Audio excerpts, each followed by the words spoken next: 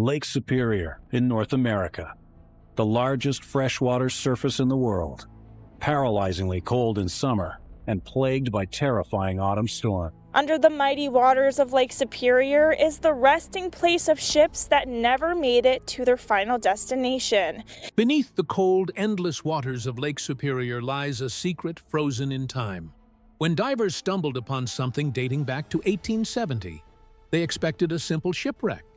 But what they uncovered told a story far stranger and far deeper than anyone imagined. Hidden cargo, mysterious chambers, and clues to a forgotten scandal now challenge everything we thought we knew about the Great Lakes. What exactly did they find under Lake Superior? The answer will truly blow your mind. The storm-churned night of October 1870. Lake Superior has always been a place of beauty and fear. Known as the graveyard of the Great Lakes, it has swallowed hundreds of ships, leaving behind nothing but silence and stories that whisper through the waves. Its waters are so cold that even in summer they can steal a man's breath in seconds. Its sudden storms appear without warning, and its rocky shoals hide beneath the surface like unseen traps waiting for their next victim. To the sailors who braved these waters, Lake Superior was both a challenge and a curse. On the 15th of October, 1870, the lake was anything but calm. The winds had been gathering strength all day, moaning through the pine forests along the shore and whipping the water into towering waves. By nightfall, the horizon had disappeared behind a wall of gray. It was then that the Bermuda, a 150-foot wooden canal schooner, set sail from Marquette, Michigan. Her hold was packed with nearly 488 tons of iron ore, bound for the steel mills that were building America's new industrial age. The Bermuda had made this journey before, and her crew of 7 trusted their captain's steady hand. But Lake Superior is a place that doesn't care for experience or confidence. As the schooner rounded Grand Island and entered the open stretch near Murray Bay, the sky split with a crash of thunder. Sheets of rain slashed across the deck. The waves grew higher with every passing minute, their whitecaps breaking over the bow and flooding the hatches. The men fought to keep the ship steady, their oilskins soaked through and their hands frozen around the ropes. The wind howled like a wild animal, tearing at the sails until they snapped like gunfire. The Bermuda creaked and groaned as the storm pounded her from all sides. Water began to leak through the seams of her wooden hull. The pumps were working, but the lake was rising faster. Every time a wave hit, the schooner seemed to shudder a little more. Captain John Henderson, realizing the danger, decided to make for shelter in Munising Bay, where calmer waters might give them a chance to repair the damage. But turning a heavy, cargo-laden ship against the fury of Lake Superior was no easy task. The lines strained under pressure, and the sails whipped violently. The deck tilted sharply as the schooner fought against the gale. The crew shouted to one another through the storm, their words snatched away by the wind. Suddenly, a loud crack split the night. One of the masts gave way, crashing onto the deck and crushing the rail. The water that had been seeping in was now rushing faster. The pumps could not keep up. The Bermuda was losing the battle. The captain tried one last desperate maneuver to steer her toward the nearest shore, but the lake had already made its claim. A towering wave rose before them, and the next moment, the ship's bow plunged into the water with a heavy thud. The schooner began to sink. The crew scrambled for anything that could float. Some clung to broken planks, others tried to reach the lifeboat. But the chaos was too great. In the freezing darkness, 3 of the 7 men disappeared beneath the waves, their cries drowned by the roar of the storm. The remaining survivors were later found clinging to debris near the rocky coast of Grand Island, half conscious from the cold. When the storm finally passed, Lake Superior was still once again. But beneath her surface lay the wreck of the Bermuda, resting quietly with her cargo of iron ore and the memories of that brutal night.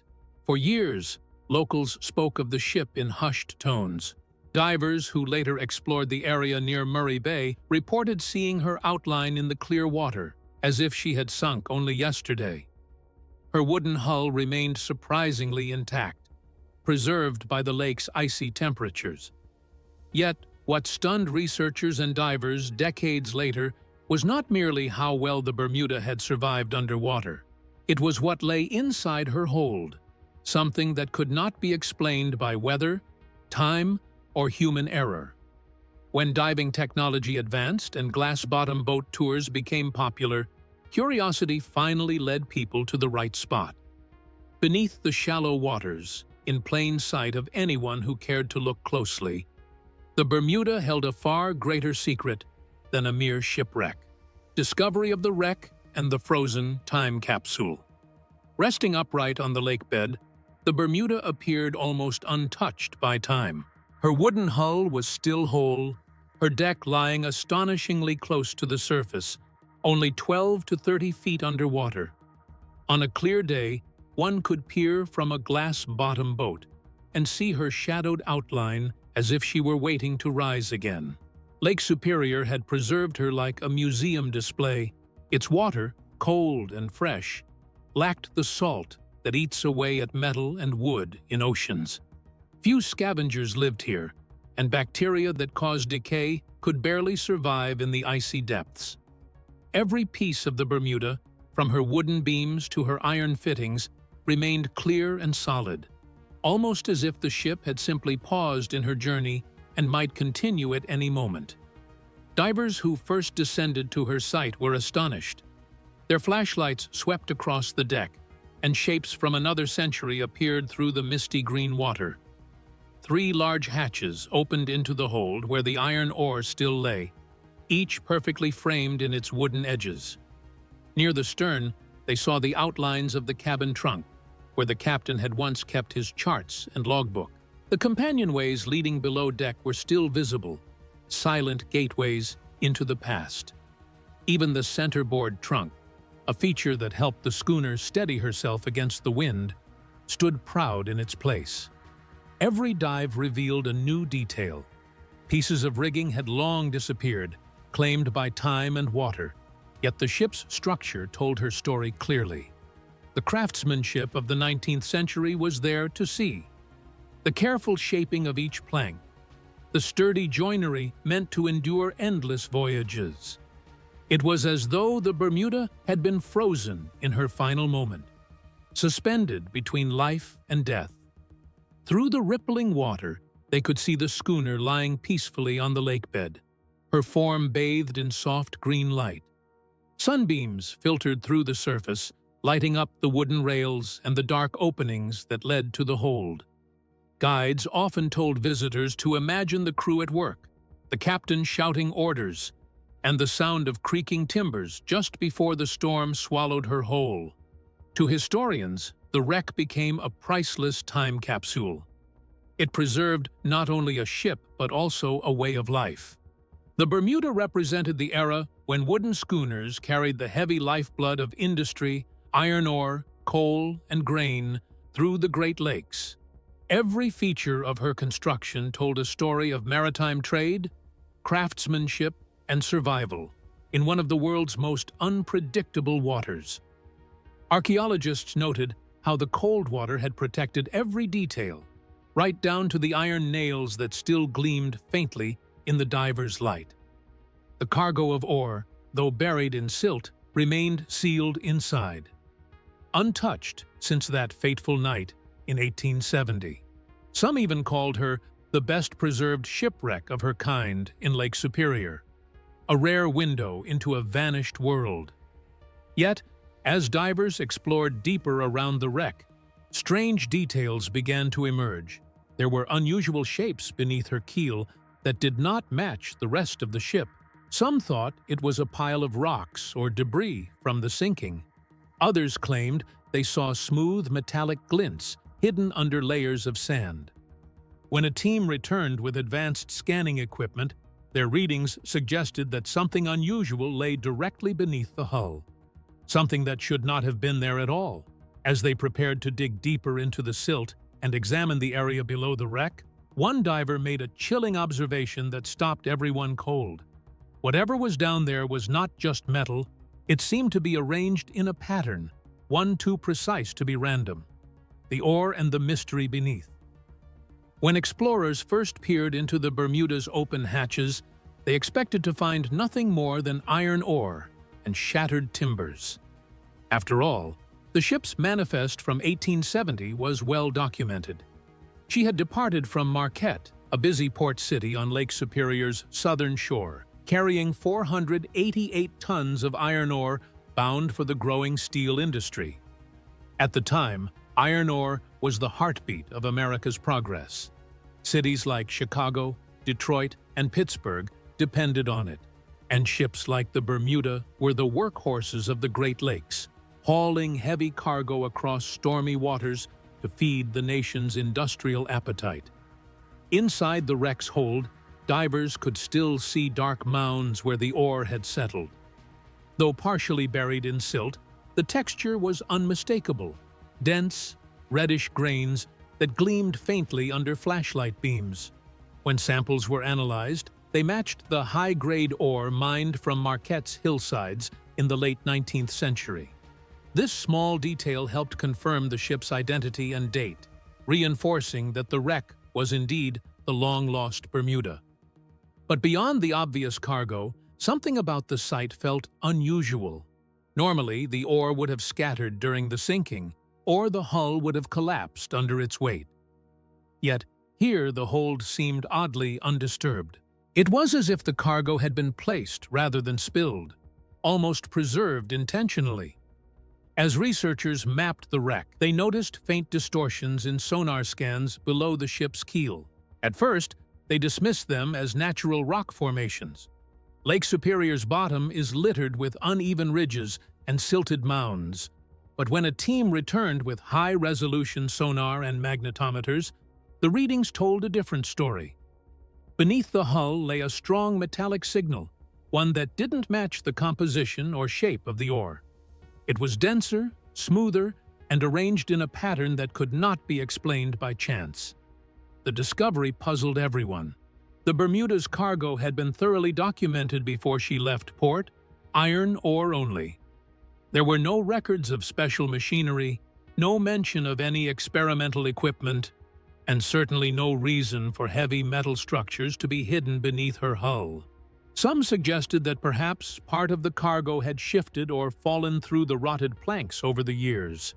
To understand what they were seeing, explorers deployed a small remote-operated vehicle, equipped with cameras and sensors. As the device descended below the keel, its light illuminated something remarkable. The sand and silt had partly covered what appeared to be a metallic surface, smooth and curved. It was too regular to be natural rock, yet too large and too deep to be ordinary cargo.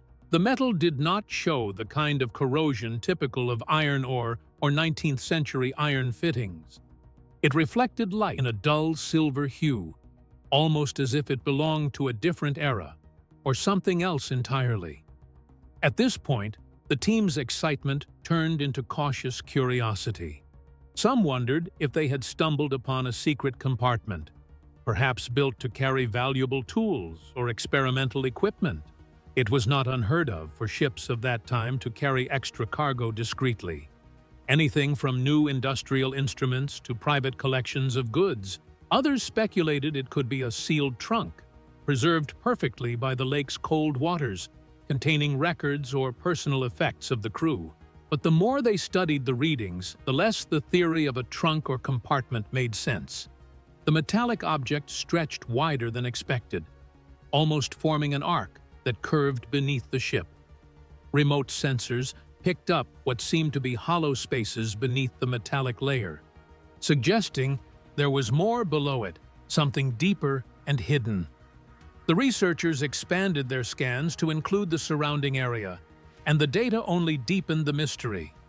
The metallic formation appeared to connect to the lake bed in ways that seemed unnatural. It wasn't simply lying there, it was embedded, almost fused into the sediment. One diver later described it as if the Bermuda had settled perfectly on top of something that was already there, as if the ship had unknowingly come to rest on a doorway sealed beneath the lake. No one could explain how a wooden schooner from 1870 could end up above such a structure. The theories grew wild. Some claimed it could be an old piece of mining equipment lost during the ore trade.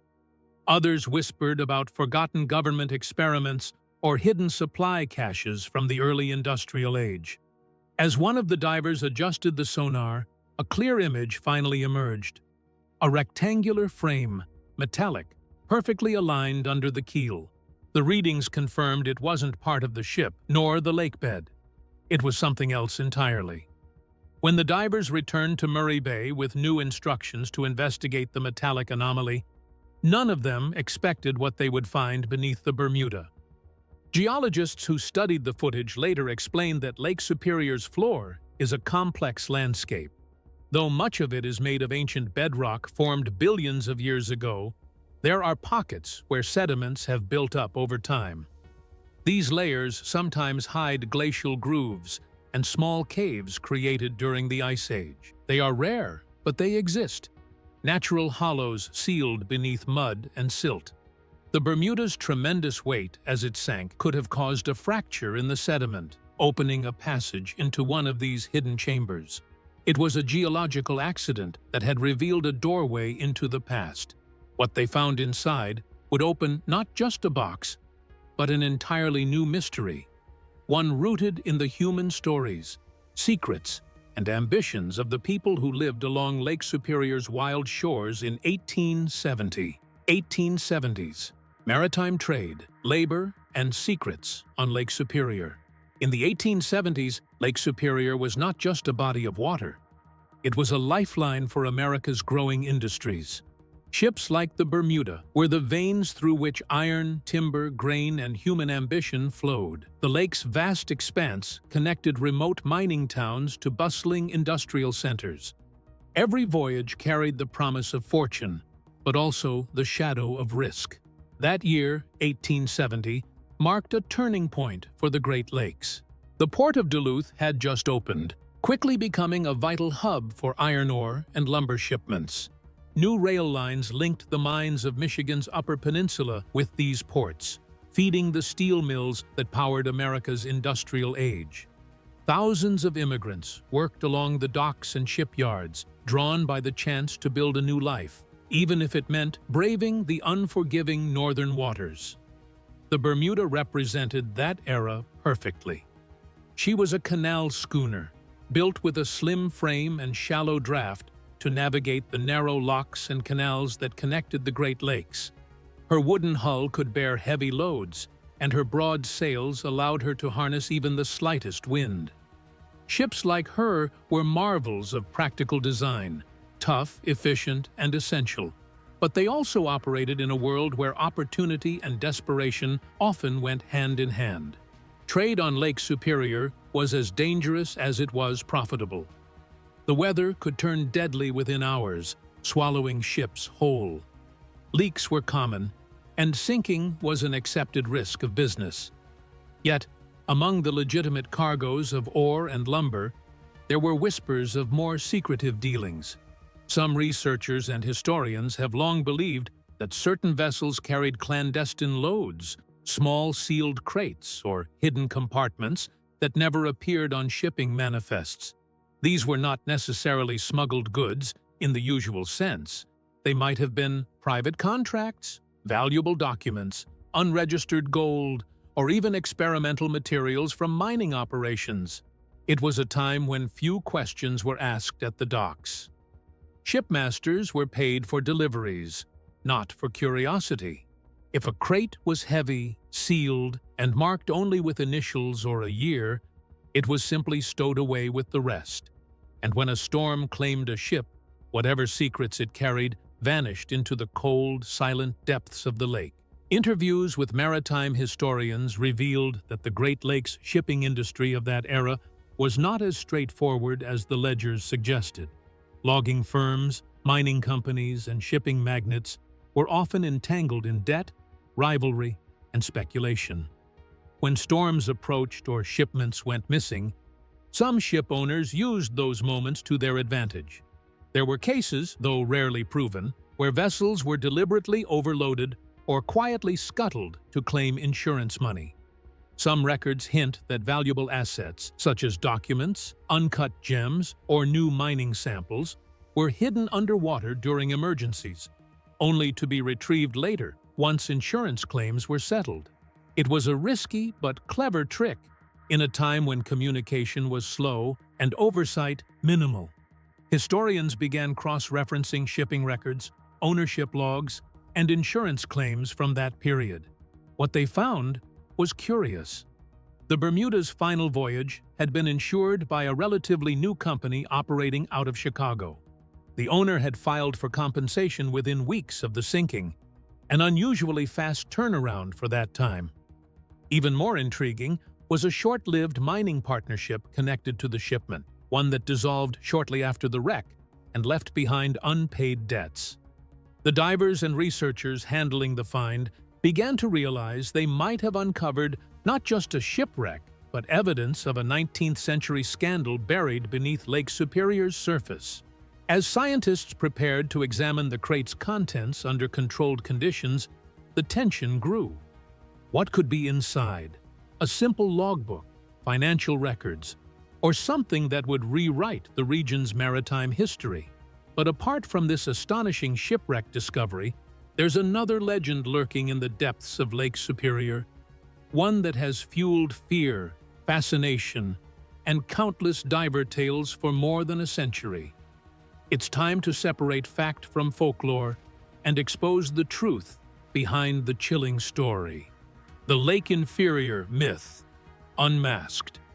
For generations, whispers of an eerie secret beneath Lake Superior have circulated through local towns, fishing villages, and diver circles. They speak of another body of water hidden below the Great Lake itself, an underground world known as Lake Inferior. Some called it Lac d'Enfer, the Lake of Hell, a name passed down from early French explorers who sailed these waters centuries ago. The legend tells of divers who vanished without a trace, of underwater currents that seem to pull vessels down, and of mysterious lights glowing deep beneath the waves. It's a story that captures imagination, the idea that the largest freshwater lake on Earth could be hiding another lake below its floor. But how much of this legend is truth, and how much is the invention of restless sailors and local storytellers? Geologists have long been fascinated by the strange geography of Lake Superior. This massive inland sea lies at the heart of the mid-continent rift, an ancient scar that once threatened to split North America in two over 1 billion years ago. The lake sits within this enormous rift valley, where volcanic activity and shifting tectonic plates carved vast depressions in the Earth's crust. When glaciers later swept through the region during the ice ages, they deepened the basins and filled them with meltwater, forming the cold, pristine lake we know today. This unique geological history explains many of the lake's mysteries. Its floor is uneven, filled with ancient lava flows, glacial grooves, and pockets of trapped sediment.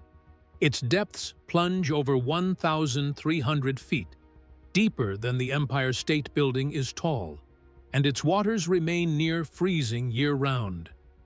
These conditions make Lake Superior a natural vault for preserving shipwrecks, tools, and even bodies that have lain untouched for more than a century. The frigid, oxygen-poor environment slows decay almost to a standstill, giving the illusion that time itself has stopped beneath the waves. Against this backdrop of ancient geology, it's not hard to see how the myth of Lake Inferior took hold. The story describes an underground lake connected to Lake Superior through hidden fissures, an abyss so deep that light never returns.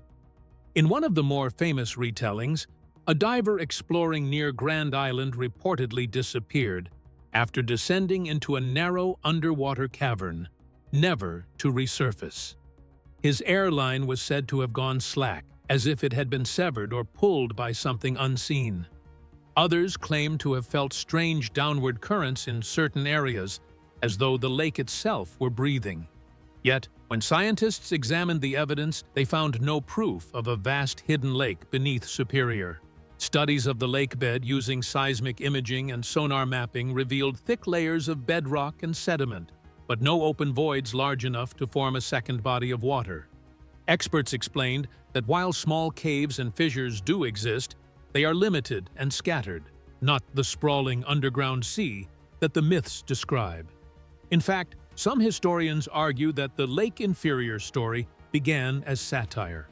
Early 20th century writers may have crafted it as a playful exaggeration, mixing scientific jargon with frontier superstition to entertain readers. Websites and modern retellings often recycle fragments of those early hoaxes, giving them a fresh layer of mystery for new audiences. However, even satire sometimes grows roots in truth. The geology of Lake Superior does include networks of fractured rock, deep pockets of sediment, and isolated underwater cavities. Some of these may have formed when glaciers retreated or when volcanic vents collapsed millions of years ago. These hidden spaces, though not true lakes, could explain reports of strange sonar readings or unexplained pressure drops experienced by divers. So, could there be something real beneath the legend? Could a natural cavern or sealed chamber still lie undiscovered under the lake floor? Its contents preserved by ice-cold darkness? That question lingers like fog over the water. The line between science and folklore is thin here. For every sonar image that shows nothing but rock, there's a diver's tale of vanishing light or unexplained depth readings. For every scientist dismissing the myth, there's a believer pointing to new data or a peculiar anomaly in the lake's magnetic field. And just when most assumed the story was nothing more than fantasy, a recent discovery has begun stirring the waters once again. Beneath the wreck of a long-forgotten schooner, researchers found something that shouldn't exist: a cavity, sealed for more than a century, stretching deeper into the sediment than any known feature of the bay. If the Lake Inferior myth was truly just a story, how do we explain this? Could someone decades later have stumbled upon the first real proof that something unnatural lies beneath Lake Superior's floor?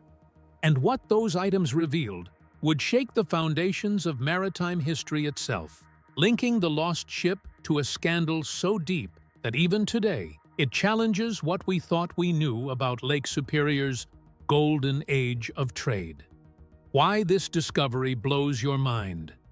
The wreck beneath Lake Superior was supposed to be just another sunken schooner from the 19th century. Yet, what divers uncovered changed how we understand the very history of the Great Lakes. For decades, researchers believed that shipwrecks followed predictable patterns. Vessels sank in storms, near reefs or rocks, and their locations were roughly recorded by surviving crew or nearby witnesses. This revelation reshapes the history of 19th century trade across the Great Lakes. The Bermuda carried iron ore, one of the key commodities that fueled America's growing industries.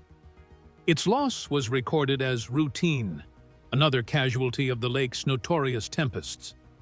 But now, knowing that the ship lay in shallow, calm waters, not far from the shore, historians are rethinking what really happened during those early years of commerce. Were ship owners hiding financial losses? Were crews ordered to disappear vessels to claim insurance or smuggle hidden goods? The impact of this single wreck ripples through every aspect of maritime study. It forces experts to reconsider the rate at which ships failed, the dangers faced by crews, and even the methods of shipbuilding at the time. The Bermuda acts as a time capsule from 1870, offering a glimpse into how ships were constructed, how cargo was stored, and how sailors lived and worked in one of the harshest environments on Earth. The cold, pure water of Lake Superior preserved every plank, every bolt, every mark of human hand. It's as if time itself froze beneath those icy depths. But beyond the academic discoveries, this wreck has ignited a new wave of fascination among divers and explorers. Until now, most of Lake Superior's known wrecks were relatively shallow and accessible. The Bermuda changes that perception entirely. It opens the door to deeper exploration, into zones where light barely reaches and history sleeps untouched. Beneath those waters could lie dozens of forgotten ships, each with its own story of ambition, greed, and tragedy. For divers, this isn't just an adventure, it's a journey into living history. Imagine drifting above a wooden deck that last felt footsteps more than 150 years ago. You peer through the broken hatches into the hold where iron ore still lies in place, undisturbed since the day it sank. You run your hand over the smooth timbers carved by craftsmen who never imagined their work would survive centuries beneath the water. The silence feels almost sacred, as if the lake itself is holding its breath, guarding its secrets. And for anyone who loves mystery, the Bermuda's discovery is a reminder that history is never truly finished. The line between myth and fact becomes beautifully blurred when a story like this resurfaces. What we once thought were closed chapters suddenly reopen, whispering new clues and questions. How many ships vanished without a trace? How many were hidden deliberately, their losses filed away as accidents when they were anything but? Lake Superior, long known as the graveyard of the Great Lakes, now seems more like a vast underwater archive. It guards not only the remains of ships, but also the truths and lies of an entire era. Each wreck that emerges from its depths changes our understanding of the people who built, sailed, and sometimes betrayed those vessels. The Bermuda's rediscovery is more than a historical event. It's a wake-up call. It tells us that the Great Lakes still have stories to tell, and that the map of history is far from complete. Beneath those cold, silent waters might rest an entire fleet of forgotten ships, their cargoes still sealed, their secrets still waiting. So, as the light from the submersible fades into the depths, one haunting question remains. If the Bermuda was just the beginning, what else lies waiting under Lake Superior, hidden, untouched, and ready to blow our minds once again? Share your thoughts on it in the comments.